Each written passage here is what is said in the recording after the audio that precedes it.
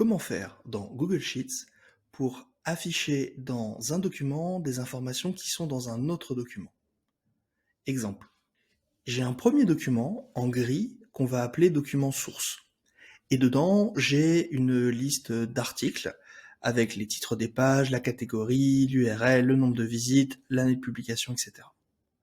Ce que je voudrais, c'est prendre certaines de ces informations et les faire apparaître dans ce deuxième document en jaune qu'on va appeler destination. Le souci, c'est que je ne peux pas faire un simple copier-coller parce que je vais continuer de mettre à jour le document gris, à la main ou automatiquement. Et je veux que le document jaune continue d'avoir les mêmes informations. L'autre souci, c'est que je ne veux pas récupérer toutes les informations du document gris. Je ne veux par exemple récupérer que les articles de certaines catégories, ou que les articles qui ont tant de visites. Alors pour y arriver, on va utiliser deux formules, import range et query. On va commencer par import range. Import range est une formule assez simple. Il suffit de lui donner le lien vers l'autre document dans lequel on va aller chercher des informations, et de lui donner le nom de la feuille et la plage précise des informations qu'on veut récupérer. Ici, par exemple, j'ai récupéré l'URL qui m'intéresse, point virgule, et je vais lui donner le nom de la feuille et la plage, séparés par un point d'exclamation. La première fois qu'on utilise import range pour relier deux documents, Google Sheet va nous demander de valider qu'on a bien accès à ces deux documents. Un petit clic, et voilà le travail. Bon, maintenant c'est que la moitié du travail, parce que je ne veux pas récupérer toutes les infos. Je veux faire un petit tri dans les informations. Et c'est là qu'intervient la formule query, qui est vraiment super puissante et pratique. Pour que vous compreniez bien comment fonctionne query, on va d'abord bidouiller un peu avec query dans le document gris, et ensuite, dans un deuxième temps, je vous montrerai comment fusionner les deux formules, import range et query. On va commencer à utiliser query directement ici. Donc query, là aussi à la base, c'est assez simple. Query est composé de deux gros morceaux.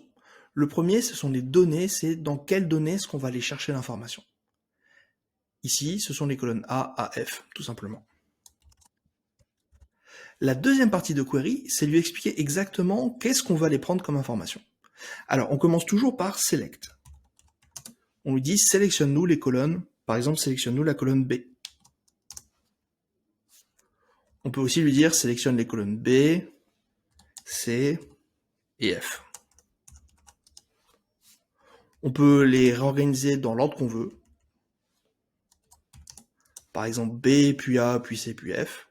Ou tout simplement, on peut lui demander de sélectionner toutes les colonnes avec une étoile. Donc query, dans sa version la plus simple, ça nous permet de sélectionner des colonnes. Mais maintenant, ce qu'on va faire, c'est qu'on va ajouter une condition. On veut toutes les colonnes peut-être, mais on ne veut pas toutes les lignes.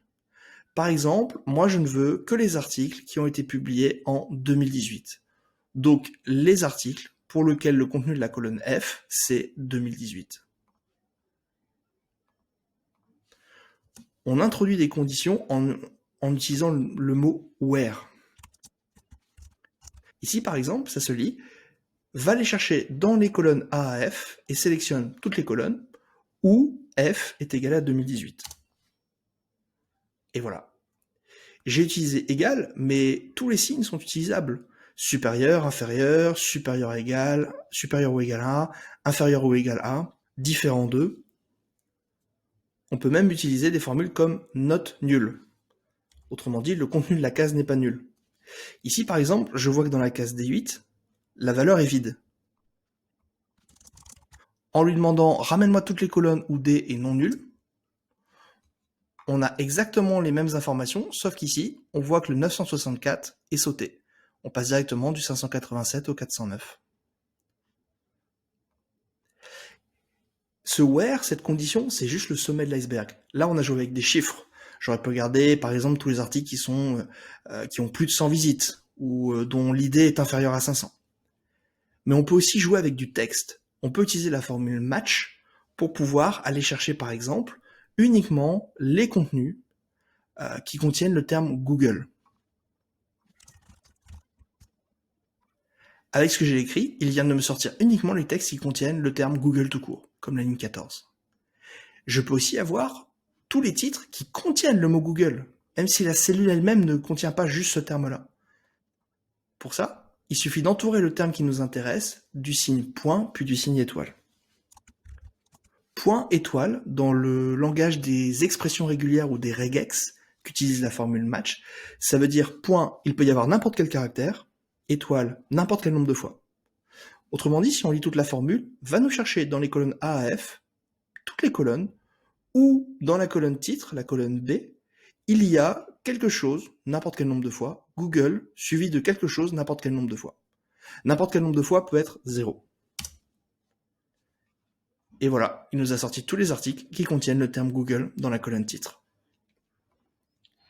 La colonne query permet d'aller encore plus loin. On ne va pas tous les voir car c'est un sujet à part entière, mais on peut par exemple trier les résultats en utilisant l'argument order by plus le nom de la colonne, et ensuite en précisant descendant si on le souhaite, ou en le laissant vide, et dans ce cas-là il sera trié par ordre ascendant. On peut donner des noms différents aux colonnes qu'on amène. Ici par exemple la colonne ID s'appelle ID, mais ici chez moi elle s'appelle identifiant, car j'ai ajouté l'instruction label, la colonne A comme identifiant. On peut même ventiler l'information. Ici par exemple, petite subtilité, je lui ai dit va me chercher dans les colonnes A à E, sélectionne-moi non pas une colonne, mais sélectionne-moi la somme d'une colonne. C'est-à-dire fais le total de la colonne E et pivote-le, ventile-le en fonction du contenu de la colonne C.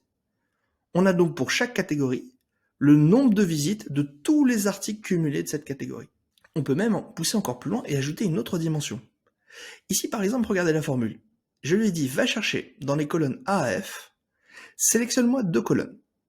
Sélectionne-moi la colonne F, qui est celle de l'année de publication de l'article, et qu'on retrouve ici. Et de l'autre côté, sélectionne-moi non pas une colonne, mais la somme de toute la colonne E, et regroupe-la en fonction de l'année, colonne F, et ventile-la en fonction de la catégorie. Le résultat, c'est un tableau où je retrouve par année et par catégorie le total de nombre de visites. Bref, on ne va pas aller trop loin dedans, retenez juste que query c'est une fonction extrêmement puissante. Reprenons une version simple de query, et voyons comment on la mélange à la formule ImportRange. Ici par exemple, ma formule query va rechercher dans les colonnes A à F, sélectionne simplement les colonnes A, B et C, et uniquement les lignes où le nombre de visites est supérieur à 500. Je vais copier cette formule query, et on va l'utiliser dans l'autre document.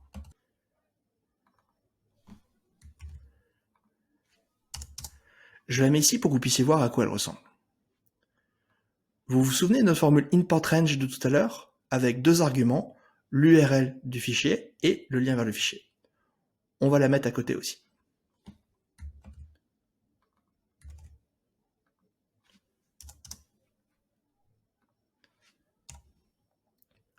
Ce qu'on va faire, c'est tout simplement remplacer dans la formule query le AF par ImportRange. Comme vous pouvez le voir, il nous met un petit message d'erreur. Pourquoi? Parce que malheureusement, entre les versions françaises et anglaises de Google Sheet, il y a souvent des pimpins, et des virgules doivent être remplacées parfois par des points-virgules.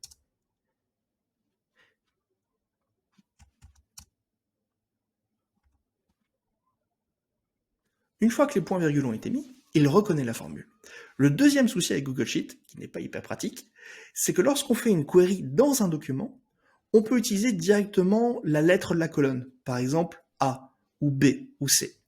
Mais quand on mélange query et ImportRange, il faut utiliser col comme colonne, colonne 1, colonne 2, colonne 3. C'est ce qu'on va faire tout de suite.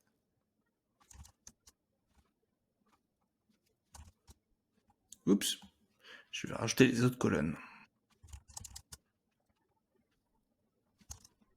Et voilà le résultat. La formule query est extrêmement puissante. Je sais que la vidéo est un peu courte pour une formule aussi compliquée. Pas de panique, dans les semaines qui viennent, vous allez pouvoir vous inscrire à la newsletter et retrouver tous ces documents et toutes les formules qui sont utilisées. Restez connectés et si ce n'est pas déjà le cas, suivez-moi sur LinkedIn.